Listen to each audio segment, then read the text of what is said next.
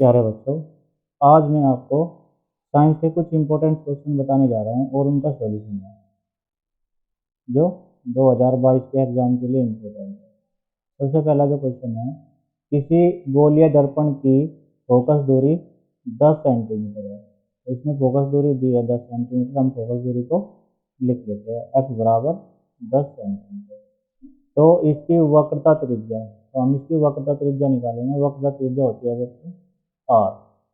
तो इसका जो एक सूत्र होता है हमारे पास, होता है f बराबर r/2। तो हमें r निकालना है, तो 2 को इधर ले जाएंगे, यानी कि r बराबर हो जाएगा 10 गुना 2, यानी कि इसकी जो वक्रता त्रिज्या हो गई बच्चों, हो गई 20 सेंटीमीटर। ठीक है बच्चों।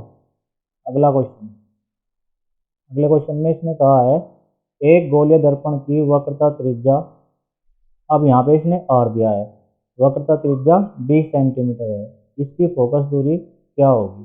हमें यहाँ पे फोकस दूरी निकालनी है। सेम सूत्र रहेगा, इसमें रख के हम इसको निकाल देंगे। चलो अब करते हैं अगला क्वेश्चन। अगले क्वेश्चन में इसने क्या कहा है, हम वाहनों में उत्तल दर्पण को पश्च दृश्य का मतलब होता है पीछे देखने के लिए, दर्पण के रूप में वरीयता क्यों देते हैं। यानी कि उत्तल दर्पण को हम पीछे के वाहनों को देखने के लिए क्यों वरीयता देते हैं, मतलब क्यों लगाते हैं। इसका अथवा जो दूसरा क्वेश्चन बनता है वो है, मोटर गाड़ी में साइड मिरर के रूप में प्राय किस प्रकार के गोलीय दर्पण का उपयोग किया जाता है। ये दोनों क्वेश्चन एक ही जैसे है, तो चलो इसका उत्तर देखते हैं। इसके उत्तर में क्या है, सामान्यतः वाहनों के पश्च दृश्य, यानी कि पीछे के जो दृश्य है, पीछे का जो देखना है, वो दर्पणों के रूप में, कौन से दर्पण, उत्तल दर्पणों का उपयोग करते हैं। तो बच्चों कौन से दर्पण का उपयोग करते हैं, उत्तल दर्पण का। इसमें ड्राइवर अपने पीछे के वाहनों को देख सकते हैं, जिससे वे सुरक्षित रूप से वाहन चला सके। उत्तल दर्पणों को इसलिए भी प्राथमिकता देते हैं क्योंकि ये सदैव सीधा प्रतिबिंब बनाते हैं। ठीक है बच्चों, लेकिन वह छोटा होता है। तो क्या होता है, पीछे वाहन जो होता है वो बड़ा होता है और वो छोटा सा प्रतिबिंब हमें दिखाता है शीशे में। इनका दृष्टि क्षेत्र भी बहुत अधिक है क्योंकि ये बाहर की ओर वक्रीय होते हैं, क्योंकि ये बाहर की ओर उभरे हुए होते हैं, ऐसे थोड़े ये ऐसे उभरे हुए होते हैं। तो इनका जो दृष्टि क्षेत्र है वो बहुत अधिक होता है, यानी कि बहुत अधिक क्षेत्र को ये देख सकते हैं एक साथ में। समतल दर्पण की तुलना में उत्तल दर्पण ड्राइवर को अपने पीछे के बहुत बड़े क्षेत्र को देखने में समर्थ बनाते हैं। यानी कि क्या हो रहा है, जो समतल दर्पण की तुलना है, समतल दर्पण तो बहुत कम क्षेत्र को जो उसके सामने आएगा सीधे सीधे, समतल दर्पण ऐसे होता है बिल्कुल सीधा और बिल्कुल सीधी लाइन होती है समतल दर्पण की, ये वाली।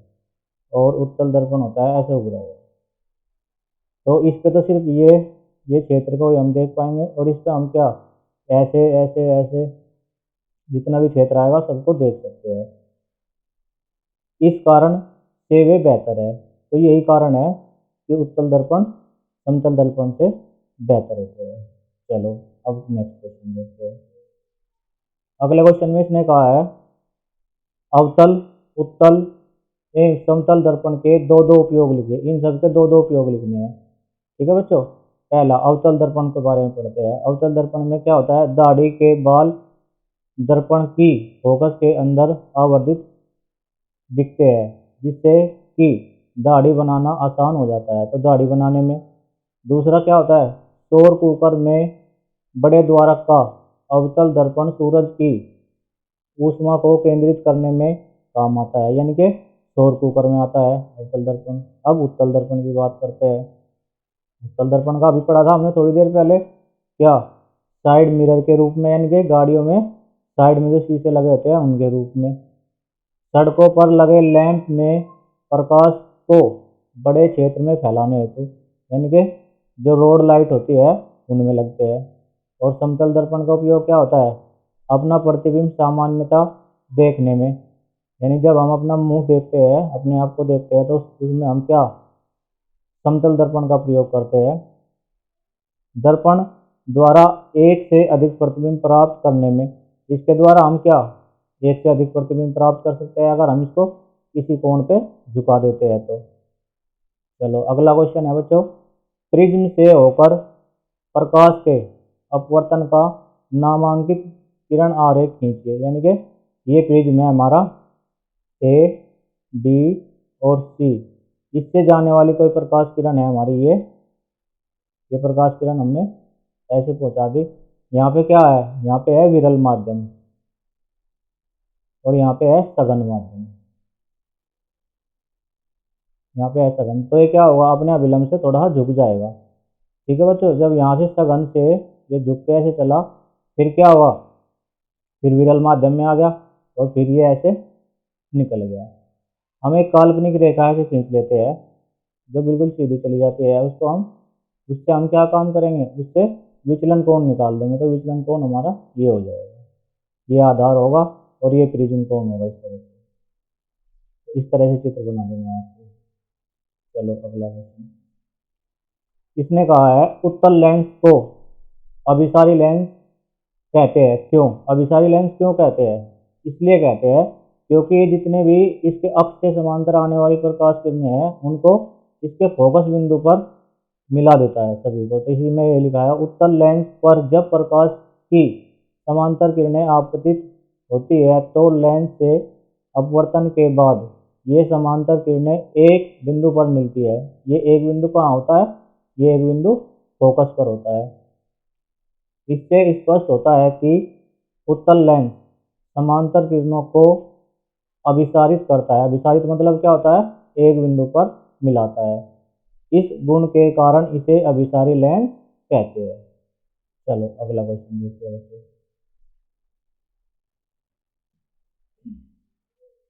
इस क्वेश्चन में इसने कहा है सरल सूक्ष्मदर्शी क्या है।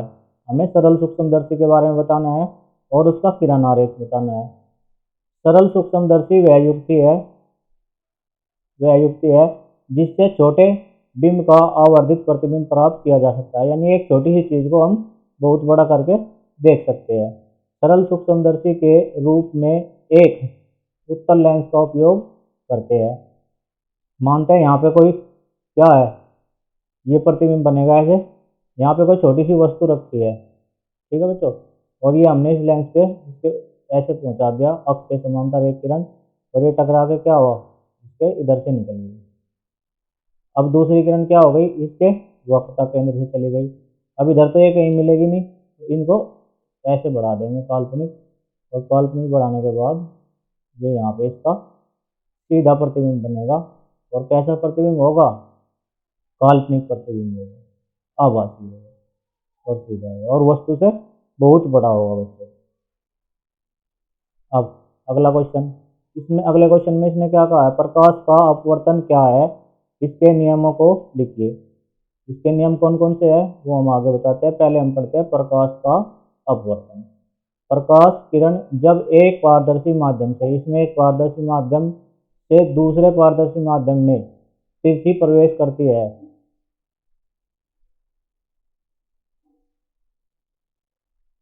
तो दोनों माध्यमों को अलग अलग करने वाली सतह पर किरण मुड़ जाती है।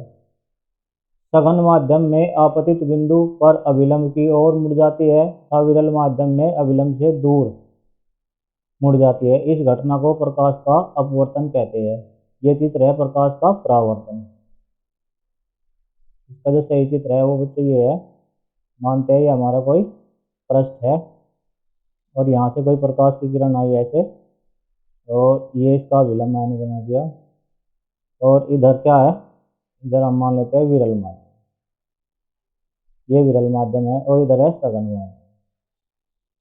तो बच्चों ये अभिलंब है, जब विरल से सघन में जाएगी तो अभिलंब की ओर झुक जाएगी। तो ये जो कोण होगा हमारा आई आपतन कोण होगा, और आर ये होगा अपवर्तन कोण।